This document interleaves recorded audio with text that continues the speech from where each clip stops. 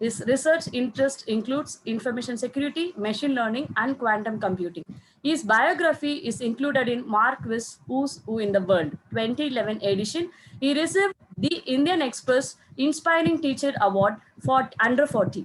He was a recipient of Young Scientist Fellowship from Tamil Nadu State Council for Science and Technology. He published more than 150 referred research articles so far in various national, international journals and conferences. Dr. Ashwani Kumar was a principal investigator to a major research project sponsored by the Department of Science and Technology, Government of India, National Board of Higher Mathematics, Department of Atomic Energy, Government of India, Department of Science and Technology under Cognitive Science Research Initiative Program during 2006 to 8, 2011 to 13, 2015 to 19 respectively. At present, he is a principal investigator of a major research project sponsored by Ministry of Human Resource Development, MHRD, Government of India under Spark program. He is a senior member of ACM, member of IEEE, vice chair of IEEE Task Force on Educational Data Mining, and is associated with other professional bodies including ISC, CSI, ISTE, and IACSIT. He is a reviewer for many reputed international journals and conferences. He is also an editorial board member for several international journals. He is a distinguished speaker in ACM Eminent Speakers Program.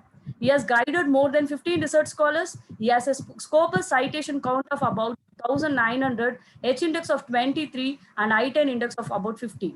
Finally, I'm also delighted to inform you all that our Professor Ashwani Kumar Cherukuri have been listed in the subject-wise ranking of top 2% scientists in the world by a survey conducted and released from Stanford University, which is mainly based on citations, H index, and co-authorship adjusted HM index during April 2020.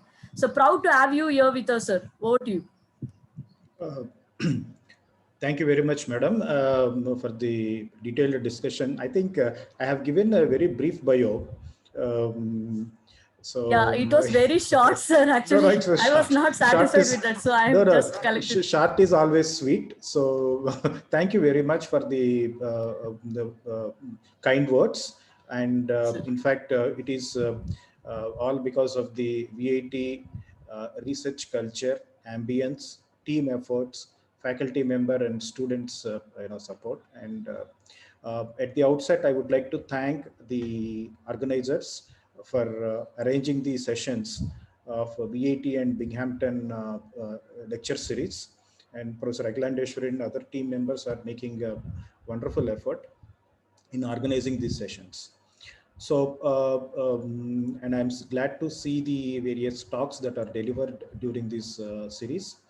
And thanks to the organizers for giving me the opportunity to discuss our topic, what actually we are doing on network traffic analysis as a part of the ongoing research project. Of course, it's a part of the project.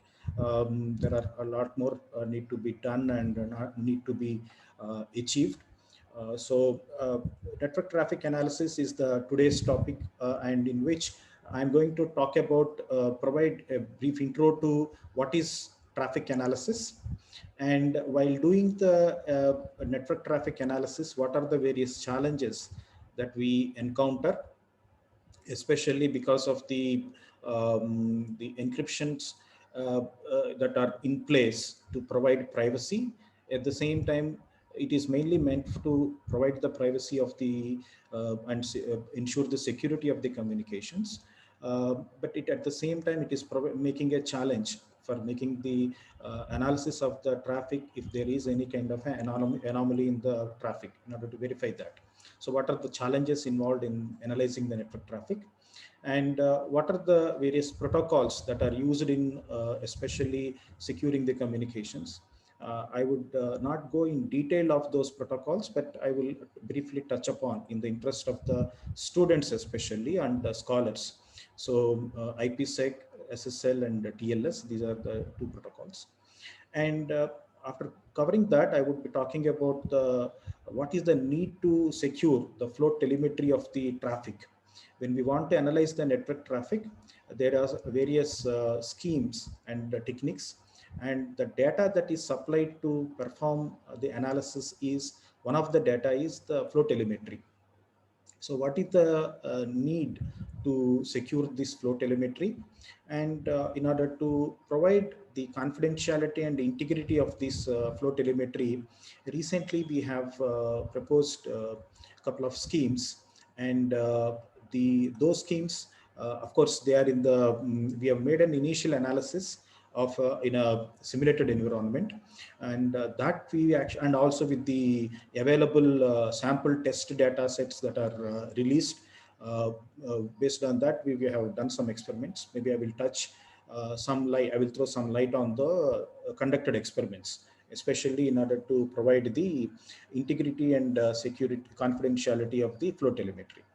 What I will do is I will pause my video for better, my voice is clearly audible, no, madam?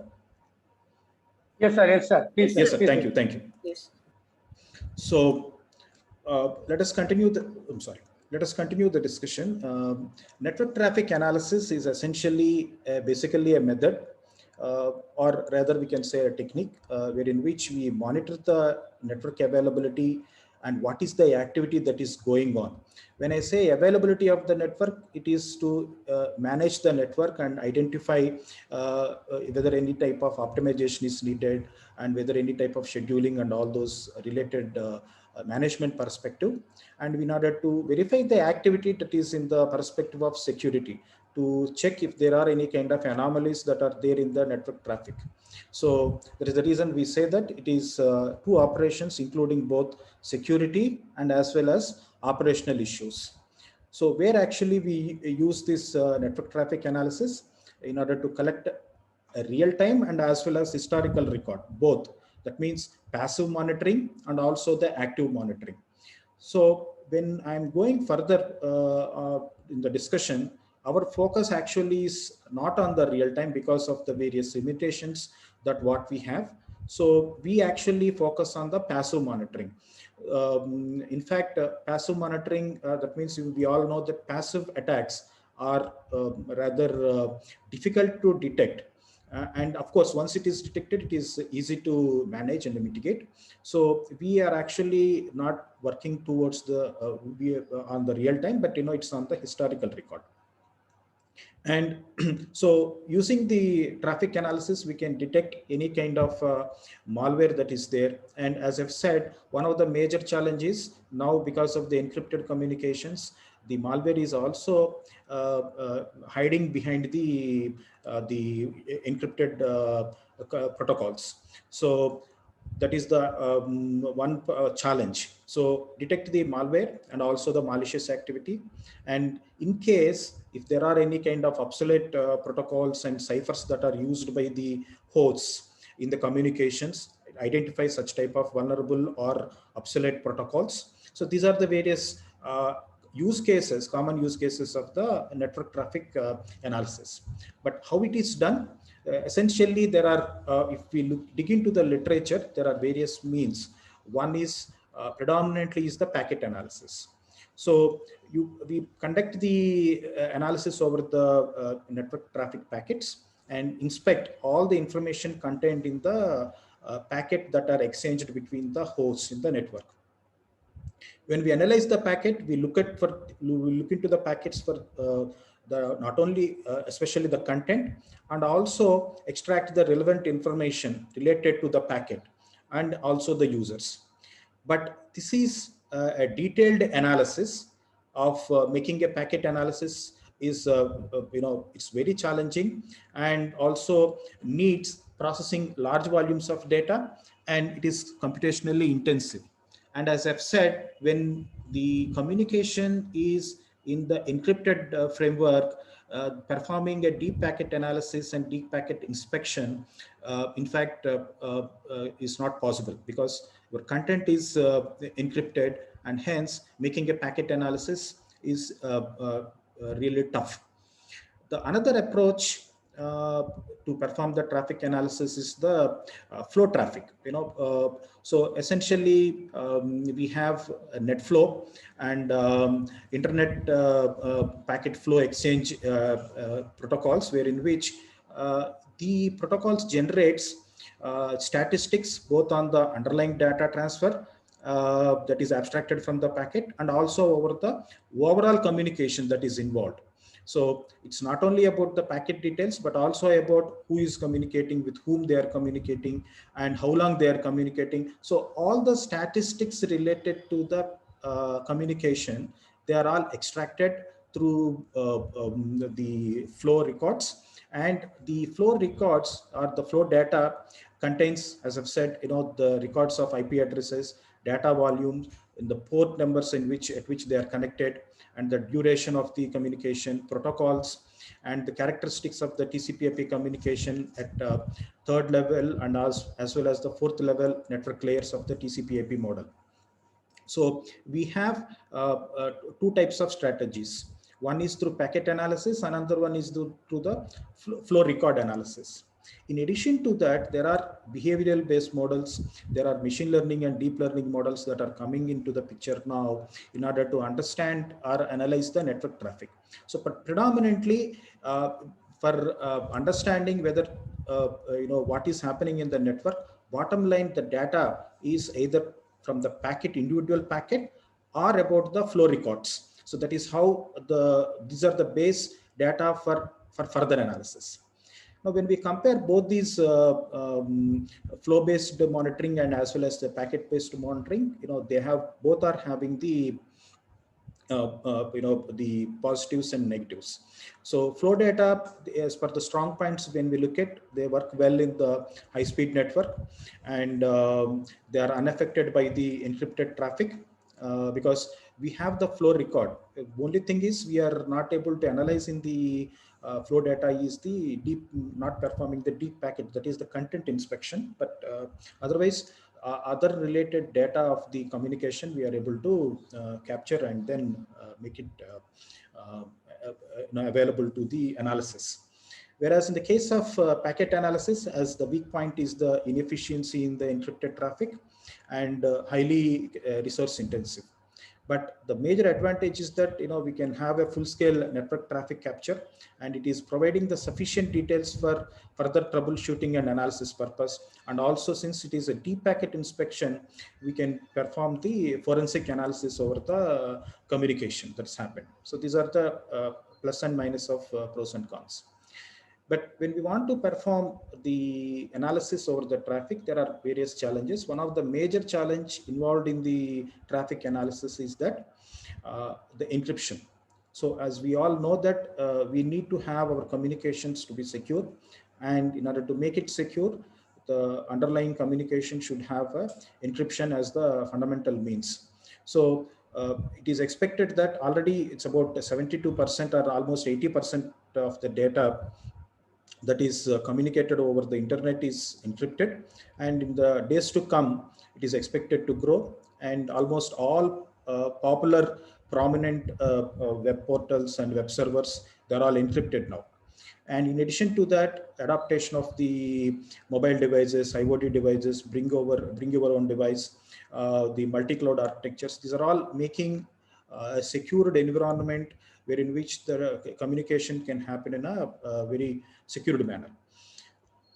So encryption also presents because of, while it is providing a privacy and security, it also providing several challenges in order to monitor and inspect the traffic.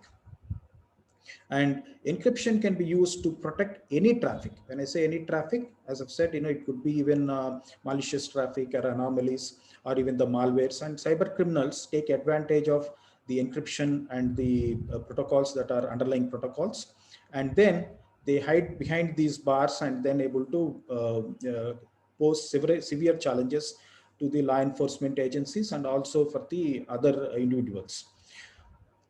Now, when we look at when we say that security protocols or security algorithms are implemented over the communication, if we see the bottom line security protocols, there is a part in which we have encrypted data packets, and on top of it, when there is a handshake, there is an unencrypted part that is left over. So there is a part in the security protocols which is encrypted, including the payload and other details, And in addition to that handshake, say take an example in the case of SSL, there is a handshake that happens. So the entire handshake history goes in the unencrypted manner. So there are certain parameters that go in the unencrypted manner. So if we look at the protocols that are used in the security communications, we have protocols at network level, we have protocols at transport level, and as well as at the application level, attached to the each and every application, we have application level security protocols. But predominantly when we look at the network level, we have IPsec protocol, and at transport level, we have TLS protocol that is providing the security.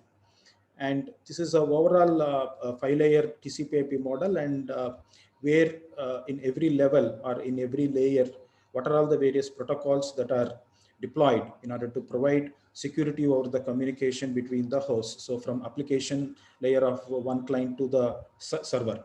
So when we look at the SSL, as I've said, we will have a just quick glance of SSL, what is happening in the SSL, because there are certain parameters that goes in an unencrypted manner.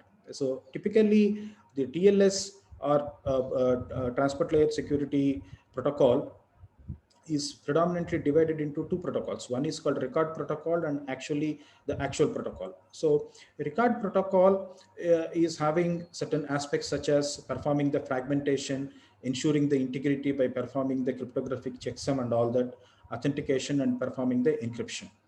Whereas the actual protocol is having various other protocols, including alert protocol, chain ciphersec protocol, and handshake protocol. The handshake is the main protocol that established the connection between the nodes for making a secure communication.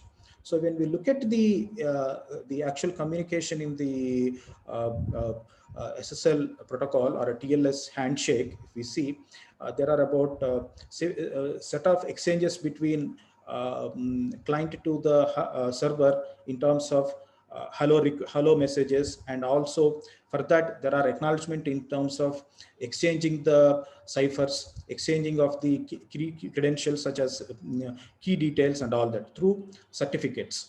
So when once these messages are finalized, that means the client and server comes to a common agreement between what are the protocols that are to be used, and the keys that are to be essentially the keys to be exchanged, so that that becomes as a the handshake is used as a exchange of the certificate, and hence the keys are established, and from then moment onwards the communication would go in the form of an encrypted manner. Similarly, when we look at the network layer, so what we talked about the SSL is at the transport level. Now, when we look at the network level, we have IPsec. So IPsec is mainly designed to provide security at the network level, and there are various applications of IPsec, including the branch of its connectivity over the net, or even the virtual establishing a virtual private network. There are various applications of IPsec. But IPsec actually operates in two different modes. One is called transport mode, and another one is called tunneling mode. In the transport mode, IPsec protects whatever that is delivered from the above layer, that is the transport layer, to the network layer. And hence, it will not protect the IP header details. So if you look at in a diagrammatic representation, so the payload is protected, and the network layer details are added and sent to the receiver. In the case of tunneling mode, the IPsec protects entire IP packet, and it takes the IP packet including the header details, and then applies IPsec security methods to the entire packet, and then it adds a new IP header. So tunneling mode is little more secure than the transport mode. So this is the diagrammatic representation of the tunneling mode. So one of the typical applications that are there in the VPN virtual private, establishing the virtual private network is one of the typical use case of operating IPsec in the tunneling mode. So when we look at these protocols, there are certain security protocols that are there in order to secure the communication. At the same time, the communications are having certain characteristics like that using which the communication or the traffic would be analyzed. One is the packet based, another one is the flow based. Now the traffic flows, they are to be analyzed to understand and infer the details of the network. As I've said, we have traffic that is going on, and this traffic need to be analyzed to verify if there is any kind of whether it is a regular traffic or whether it is a anomalous traffic. And when the traffic is encrypted, network flow level data is analyzed to understand whether there is any kind of a malicious activity under the encrypted communication, because it is the flow level data that provides the clue or hints for the analysis purpose. So flow level data is the first source of information with which we can analyze the malicious activity in the encrypted communication. At the same time, our focus, in the recent work that what we have done is, since the flow data is providing the hint or the clue for the further analysis, an attacker, a malicious attacker, or an attacker or whoever is performing the malicious activity should not tamper the flow record or the flow level data while the data is exported for further analysis. So how to protect the integrity of the flow level data? That is what is the focus that what we have done recently, that I would be talking about it in the upcoming slides. So there is so far we talked about the traffic flow analysis, what is actually traffic flow analysis and how we can do it through packet-based modes and flow-based modes, and why actually it is a challenge because of the underlying encryption protocols such as SSL or the IPsec. And then what is the flow telemetry? So the flow records which are unencrypted provide the information regarding the traffic behavior, and also it provides the details of communication endpoints and active flows in the network to the attacker. With the collected information, it is likely that the user patterns can be eavesdropped and planned to hide the future attacks. So as I've said, flow record, the essence is that the flow telemetry is one of the important piece of information that need to be protected, because that is the data that is used for analysis purpose to identify whether the traffic is a regular traffic or whether there is a kind of a malicious activity. So to prevent the identification of an attack or to deceive the service provider, attacker may tamper the flow data, and this tampering may be implemented by inserting the bogus flow record. That means compromising on the integrity of the flow records. There are certain, the platforms or the applications or the solutions coming from various vendors, including Flowmon solutions or flow monitoring solutions or the Cisco and all that, where in which they are typically using the flow level telemetry or flow records, and then using this data, performing the analysis to verify whether the flow records are speaking anything. So this is the architecture of Flowmon system, which you are seeing on the slide, where in which if you observe the network flow records are collected from the gateways, and the flow data with the TLS details such as protocol version, cipher suite, certificates, etc.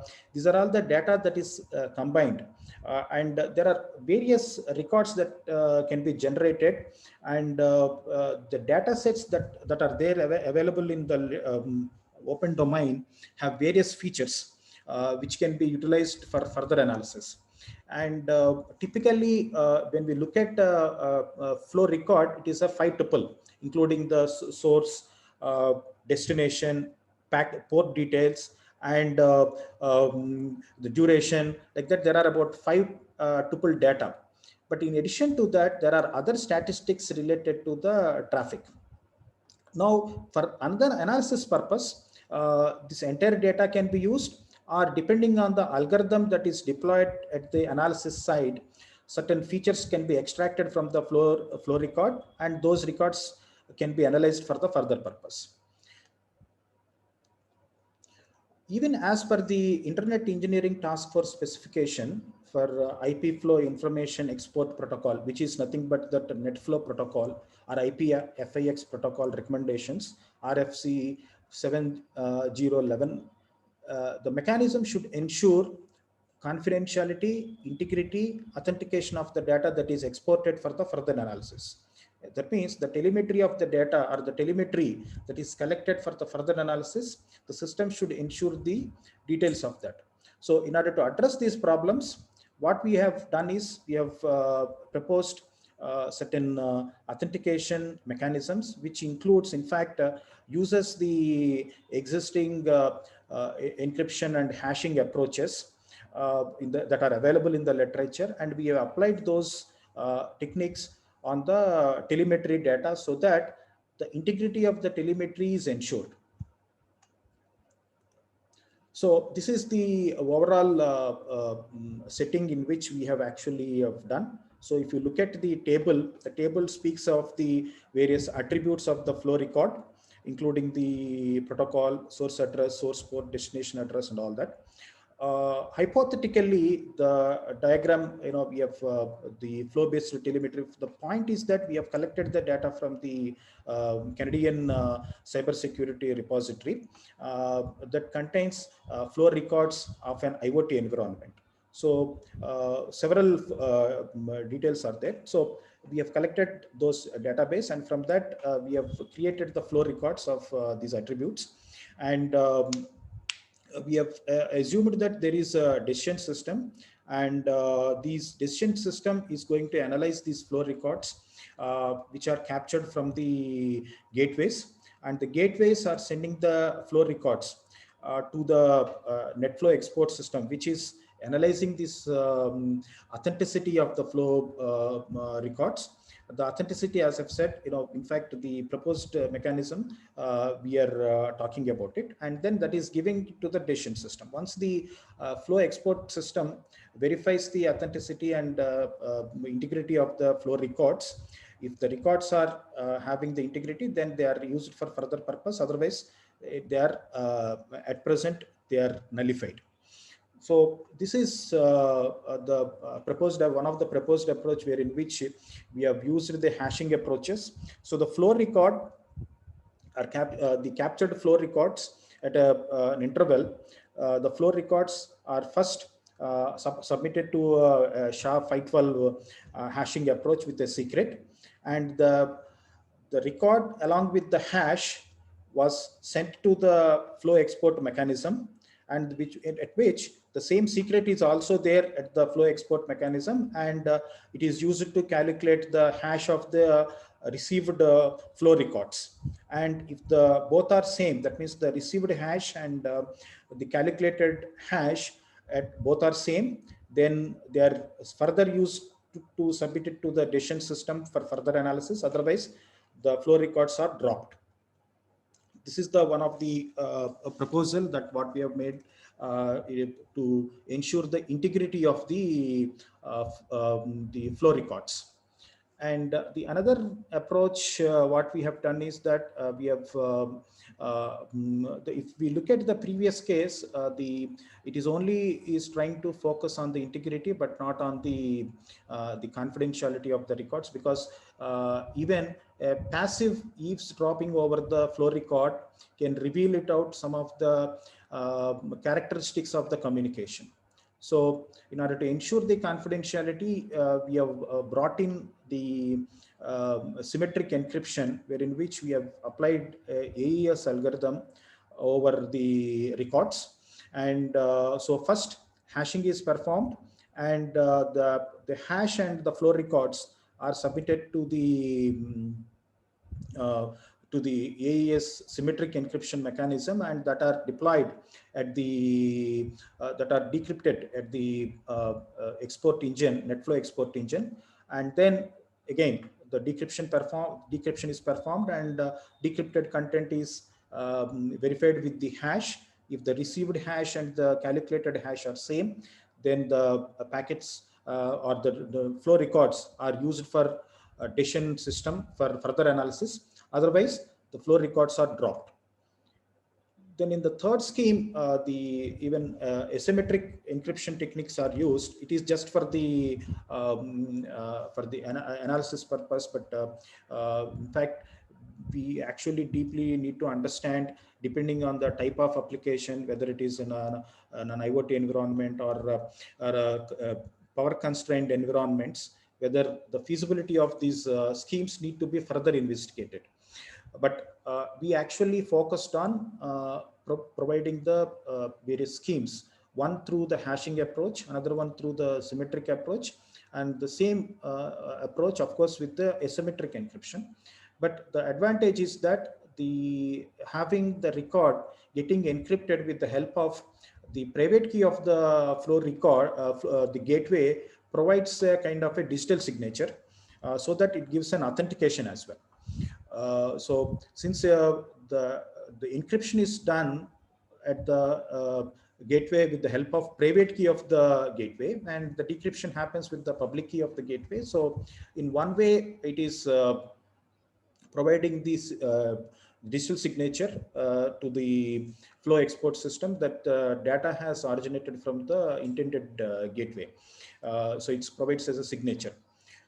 And then the rest of the mechanism is same, like decryption, and then calculating the hash and comparing the hash with the with the um, with the received hash. If both are same, then it is submitted to the decision system for further purpose.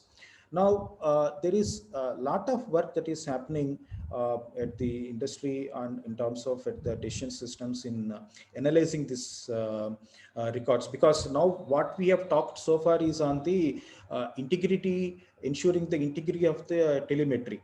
Now, under the assumption that the telemetry is intact, there is no compromise over the integrity of the telemetry or confidentiality of the telemetry. If how the decision system is actually working is another interesting dimension, and there is a lot of extensive research that is happening about how to classify the based upon the telemetry whether the flow that is happening is malicious or even anomalous, or it is a regular, because the content is encrypted. But for that purpose, there are various techniques in the literature, including information theoretic approaches. There are entropy that is used. There are machine learning and deep learning based models. There are again the statistical based models based upon the telemetry.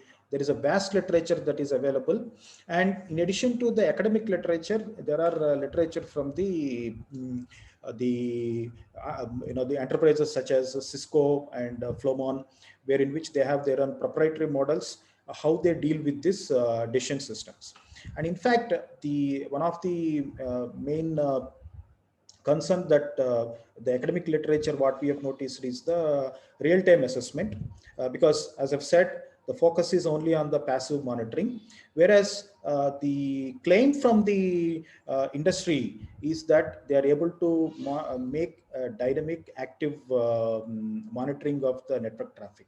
So that is one of the quite interesting aspect of the what is happening at the industry. So in order to verify the proposed models, with the help of some of our students, we have done some experiments in a simulated environment, and the typical environment wherein which we have used a client server environment, and also we have used the as I've said, the telemetry data that is released by the Canadian cybersecurity team. And with that help, the three schemes, whatever we have discussed, one is the hash based scheme, another one is the symmetric based scheme, and also with the asymmetric scheme we have just tested, and also we have verified in case if there is a man in middle attack. That means if the integrity of the these flow records are compromised, the mechanism is to detect that. So there are some initial results are the project work that what some of our undergraduate student have done. These are the various diagrams wherein the figures wherein which establishment of the connection to the remote host, and with the flow records that are available, number of records that are selected, and performing the hashing over those records with the SHA-512 algorithm, And once that is authenticated, and if there is attack, or rather if there is a compromise over the flow record, the the the net flow system is nullifying the conversation, saying that the record is not authenticated one. Similarly, with the help of AES and hash combined with the AES, and if there is an attack, that it is not authenticated. Similarly, in case of RSA, and that means the public scheme and as well as the hash, and if there is an authentication, otherwise if it is not authenticated. So it's a simple analysis, that quick analysis, but there is a lot that can be verified. So identifying the threats in the network without compromising the integrity of the data is an important issue. And telemetry of this network flow is used to analyze the traffic. Whether if we look at the proprietary tools that are used by the Cisco and NetFlow systems, or the academic research, the main data point or the data source is the network telemetry. And telemetry is not encrypted, and so we have actually focused on that particular aspect of preserving the integrity of the flow telemetry. And as the reason why I have said is that initial record is that we have not checked the latency aspects that are involved, and in order to, in a real-time environment, what happens, because our focus was only on the passive. Because even in the the Cisco NetFlow engine, what they are doing is they are actually doing the analysis for passive analysis in a range of 2 to 4 hours time in case of passive. So we have not seen that latency that's involved. That's the reason why, in fact, we thought, let us try with the public key schemes, because there is a computational intensity involved with the public key schemes when compared with the other cryptographic schemes. There is a reason even we actually tested it. But otherwise, depending on the deployment environment, whether it is a resource constrained environment such as IoT and all, or cloud environment or an edge environment, a suitable mechanism can be deployed. That's what we thought, and we have presented it. So this is the quick work that I thought I would discuss in the, and I would like to thank before I conclude, I would like to thank the MHRD for providing a grant. Of course, for a project which is on verification of the encrypted network traffic. We are actually working on in the line of providing some intelligent mechanisms, as I've said, on the decision system. That means at the next level. So this is the integrity of the flow record, and on the next level, the decision systems. So we are actually working on it. We hope that we will have some results in that direction in the upcoming few months. And this project, I would like to thank the other collaborators, Dr. Sumyata Singh from VIT Vellore, and the other collaborators from Dr. Gangli and Dr. Ziaul Liu from Deakin University, Australia. And so far we have a couple of VIT students, Vinamra, Aditya, Kiravani. These are all the couple of students who are actually working with us. And the grant, actually, the one of the difficulty which we faced is that, 1 minute, I think the battery is running low. So one of the challenge what we have faced was initially the the grant do not support a scholar. In the beginning, not only in the beginning, even now we don't have a dedicated scholar to work on the project, but otherwise we are managing with the students. With this, I would like to conclude, and if any queries, we will be happy to address. Thank you, sir. Thank you. Any questions from the audience?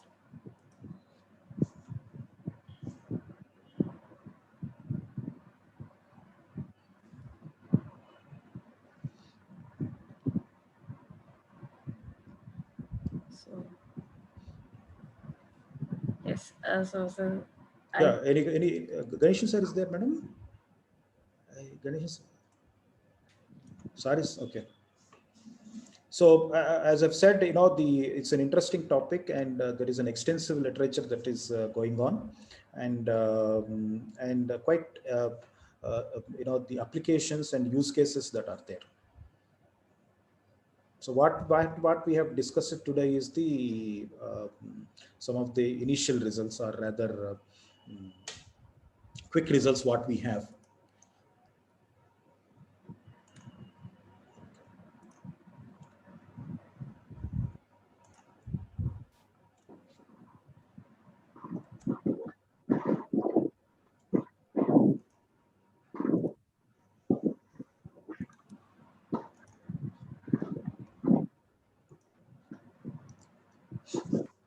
And if any, we are open to any collaboration. If any scholars or the students would like to interact with us, and we'll be happy to give a couple of small projects or concepts, and we can work. It's an interesting series. Yes. So there is a question from the audience. Yes, madam. Where I can see that. Mahesh, you can raise a question. Yeah.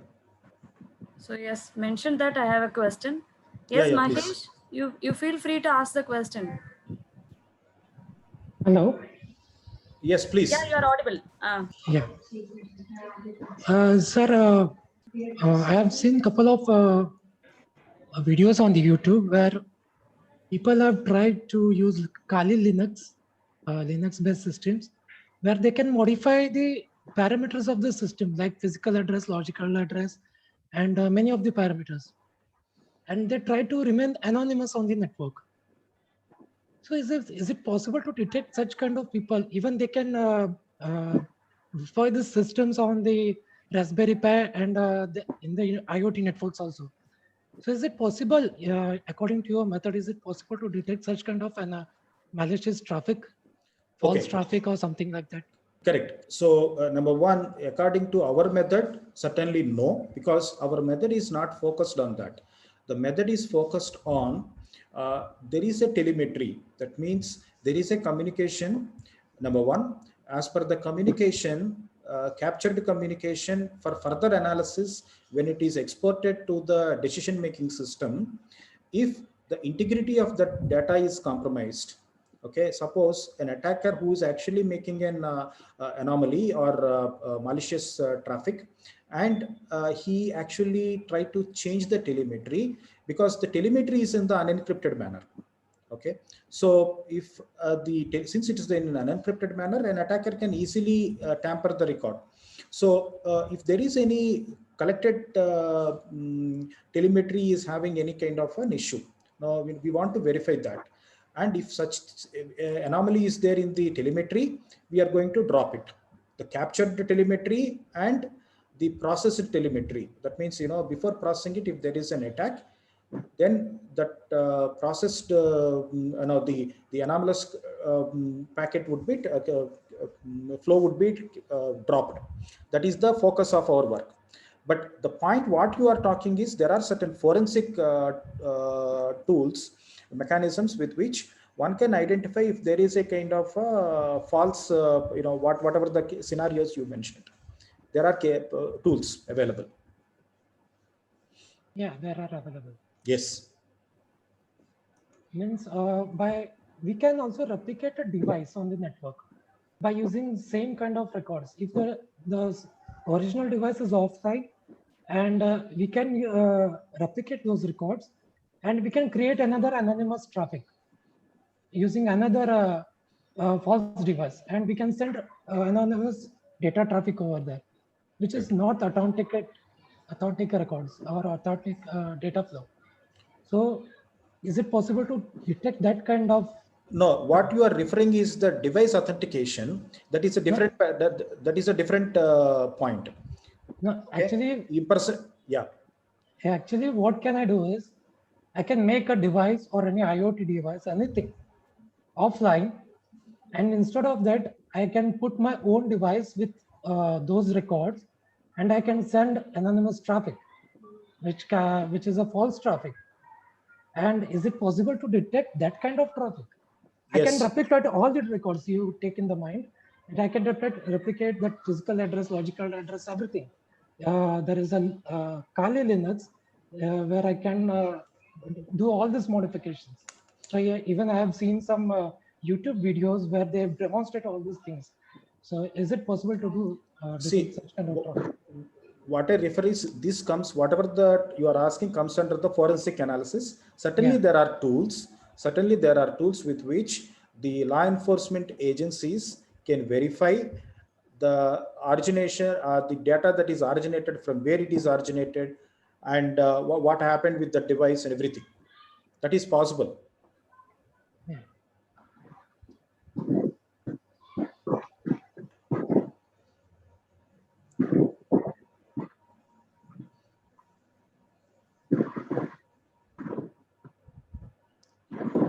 So there is one more question from the participants. What encryption and hashing algorithm you are using? So as I've said, in the three schemes, with regard to hashing, we have used SHA-512, and with regard to symmetric encryption, the adopted algorithm is the AES. And of course, there are other symmetric encryption schemes that are there, but in the implementation, our team has used AES. And in terms of asymmetric encryption, our team has used RSA. Okay. And again, combined with the, whenever it is combined with hashing, it is combined with the SHA-512. So the SHA-512 you are adapting, and what is the bit you are using? SHA. So, sorry, I could not get your question. Ganesan, sir, SHA algorithm you adapted, no, you told, right? Correct. Now, what is the size actually, the outcome? Because SHA is always giving a very fixed digest, right? That Correct. means 512. 512 bit, okay, the standard. Yeah, 512. So very RS algorithm, right? You are using a 1024 bit or more than 1024 bit, sir? Nowadays, 2000 people are adopting 2048. Correct. Yeah. I'm not sure. I forgot actually about RSA because I need to check with our students. But with regard to SHA-512, it is SHA-512 and AES. But number of bits used for RSA, I actually know. Okay, thanks. I need to check with our team. Thank you. Thank you so much. Thank you. Nice presentation. Thank you. Thank you. Any other questions? So if there is no more questions, so thank you very much, sir, for your kind acceptance in your busy Thank you, madam. Fruitful session on. And I would like to thank Professor Meng also for joining the session, and we would love to have a collaboration from Binghamton because I see quite a couple of professors are actively working on network security and security environment. We would love to have an active collaboration in future with Binghamton. Yes, sir. Sure. I will definitely, let them know about your research. Unfortunately, they are not here today, and we do have a few faculty members, in network security, system security as well. Yes, sir. So thank you for the talk. And in fact, I think Binghamton, but I learned something. Yeah, Binghamton has a cybersecurity center as well because they have an active team, and I saw that they have very good NSF grants. Yes, we have actually a local called the Organized Research Center in Cybersecurity, and we also are designated as a national center for cybersecurity. Wonderful.